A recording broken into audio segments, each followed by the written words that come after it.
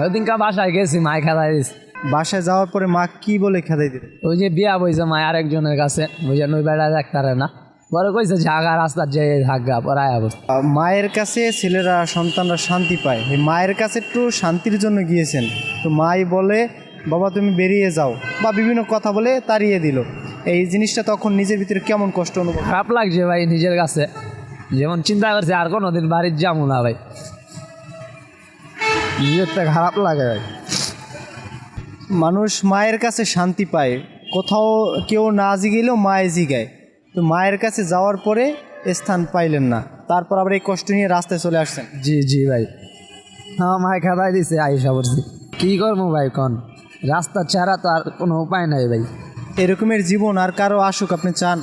না ভাই, আমি দোয়া করি মানুষ জানি আর খারাপ না হয় ভাই।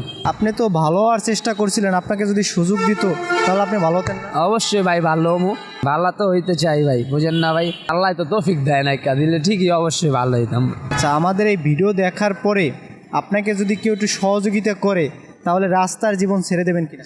ইনশাল্লাহ চাইরা দেবো, আর কোনোদিন রাস্তা থাকবো না, ভালো মতন চলমু, কাজ কাম করবো, আল্লাহরে ডাকমু।